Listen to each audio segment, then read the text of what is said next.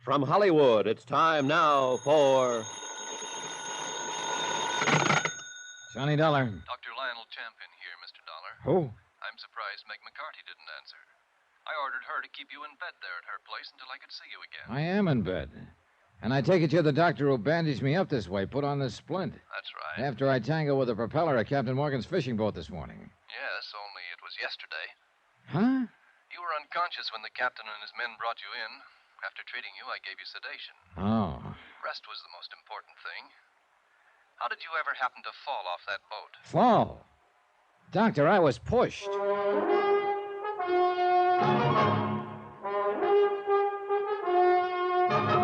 Tonight, and every weekday night, Bob Bailey in the transcribed adventures of the man with the action-packed expense account, America's fabulous freelance insurance investigator. Yours truly, Johnny Dollar.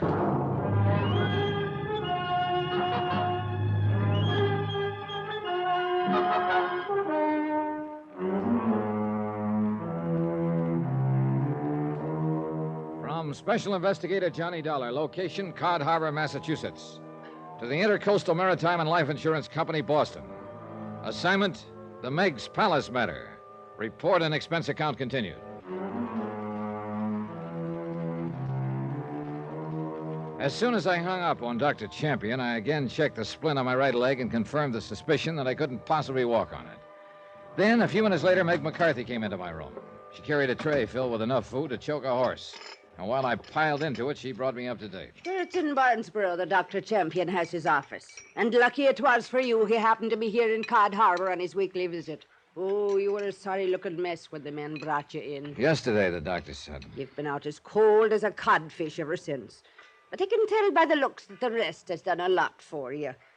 How do you feel? No matter of fact, Meg, I feel pretty good. There, you see, you've got to take it easy, like the doctor said.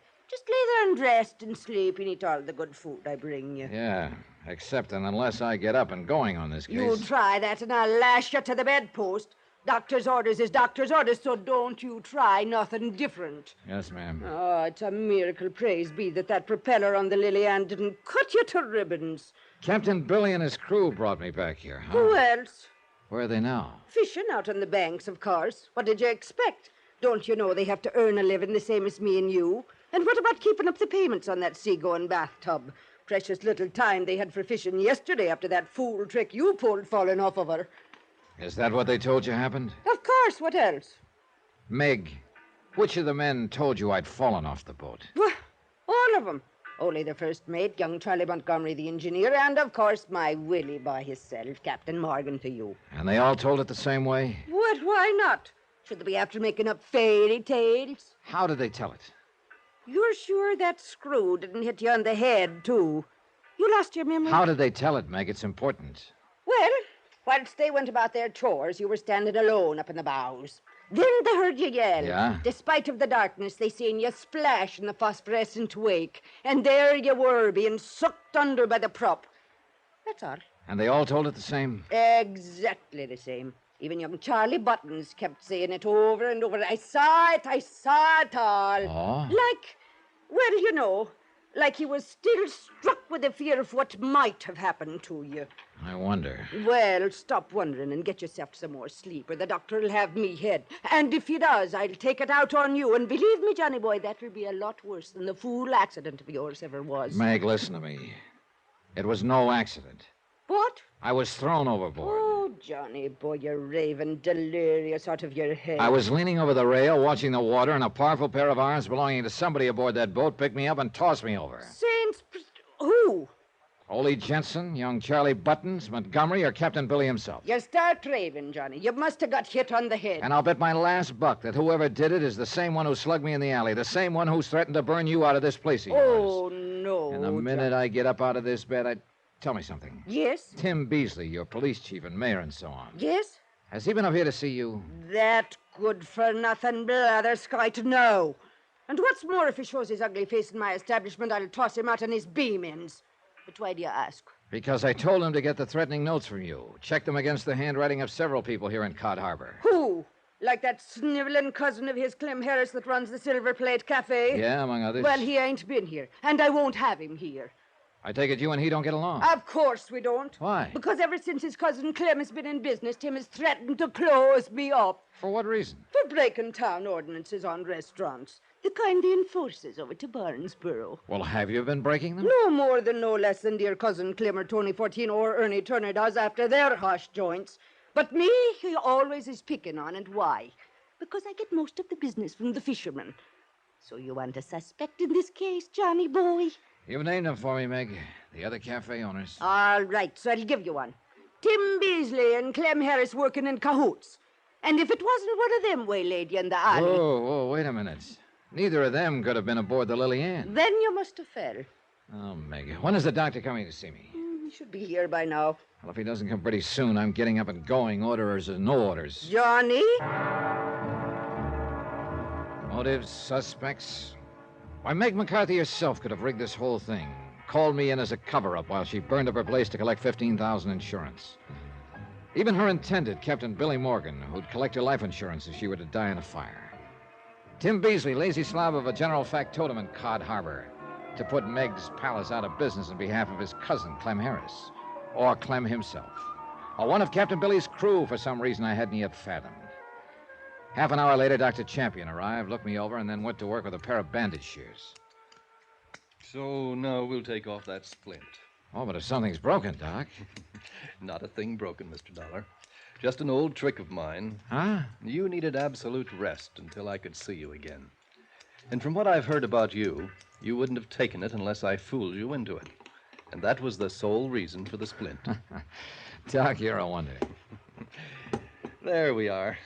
And in view of your surprisingly good condition, I'd say you may be up and around as soon as you honestly feel able. Say, even tomorrow, perhaps. Item 8, $10 for medical services, all that Dr. Champion would accept. Needless to say, as soon as he left, I planned to get up and get to work. But as he walked out the door, Meg brought Captain Billy in to visit and sympathize. So, in hope of keeping him off guard, I played real sick. Then Ole and Montgomery came in, too. But I needed to get these men alone, and I must admit, be feeling better than I did. And then I realized that young Charlie hadn't come. I asked about him. To Barnesboro, Johnny. Said as long as the doctor was keeping you in bed 2 or 3 days, he could see you when he gets back. But wait a minute. He went to pick up some supplies for Meg here like he always does. Gives him a chance to drop in on his sister where he keeps his Sunday clothes and things. He wasn't out on the boat with you today? Meg spoils a lad that way, always has him going in for supplies when I need him the most. Look here now, Willie boy. You talk like I was the one picked today. Well, of course you did. You always always do. Of course I didn't, and don't you tell me. He said it was you. You're off your course, Miss I McCarthy. am. You know blasted well that it's don't yours. you shake your finger at me, you blue You pipe down, woman. Do you want Mr. Dollar to have a relapse? You. Oh, Johnny boy. I'm sorry. Shut up, Bill. It's okay, Meg. And But tell Willie me boy. I'm sorry if I seem to be raising my voice at you. Oh, bless you, Meg. It's that fiery spirit that keeps me loving you. But now, why don't we leave the poor man alone to recover, huh? Come on, boys. Yes, come on, all of you. Out you go. After you, Meg. Oh, After my, you. how polite we are. Montgomery, wait. Oh, Mr. Dollar, something I can do for you to ease your bed of pain? A little drink or something? I've a bottle aboard the Lily Ann. No, thanks. I want to talk to you about Charlie. A real fine lad he is. Now, I'm sure he'll be wanting to see you when he gets back from his visit in town. No, wait. Captain Morgan said he has a sister in Barnesboro. Do you know the address? Oh, that I do. Many's a fine meal we've had from her on our time off. Well, I want to see her. You know, just a little personal thing. Oh, then here, I'll write down the address for you. She lives in a pretty little house on the corner of Rosewood and Maybe Montgomery was the wrong one to ask. I don't know. But I had to gamble somewhere along the line. And if my suspicions about Charlie Buttons was right, I hoped I wouldn't be too late. When Montgomery had left, I sneaked out the back door to avoid Meg and hurried over to Tim Beasley's office in the shack that functioned as Cod Harbor City Hall. He wasn't there. A woman who lived next door informed me he'd taken off in a hurry to Barnesboro. So Beasley had gone to town after Charlie. Or had he? For $25, that's item 9, I rented a creaky old truck and headed for Barnesboro. Charlie's sister's house was on a gravel road out on the edge of town. There was no other car there, so I stopped in front of the place. got out, and walked up to the front door.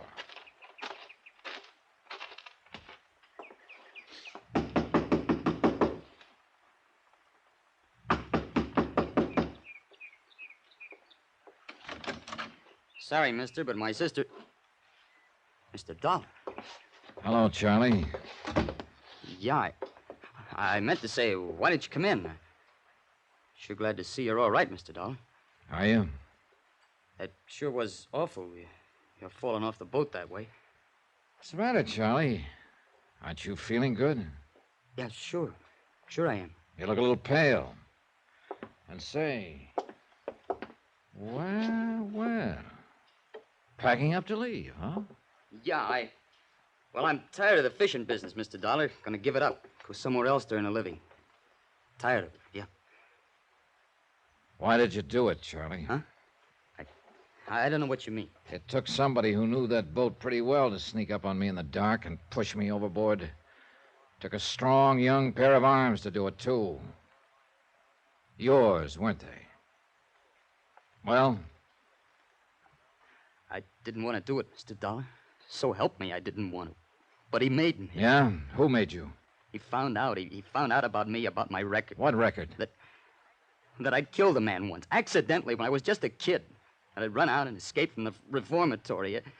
Look, now I'm grown. If they ever catch me, they'll hang me or the electric chair up for life, and he knew that. Charlie. If I didn't do anything he said, like slugging you or trying to start the fires or anything, he'd give me away. So I had to, don't you see? I couldn't help myself. He made me do everything. Charlie, who, Charlie, who? It's all right. You don't need to rough me up, Dollar. I knew I'd get caught up with someday. I'll go quiet with you. And maybe you'll help to try and get things easy for me. Charlie, who made you try to kill me? Yeah, I'll tell you.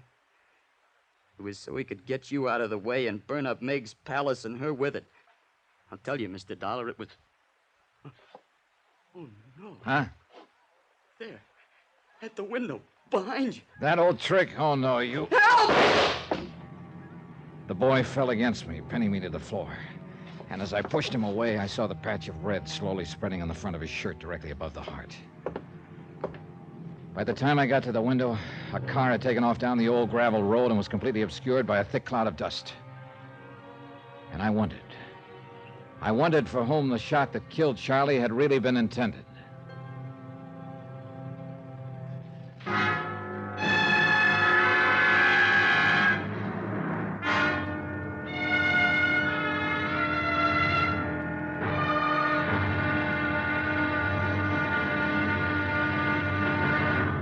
Now, here's our star to tell you about the final episode of this week's story. Tomorrow, a killer strikes again. But one of his victims rises from the grave to strike back. Join us, won't you? Yours truly, Johnny Dollar.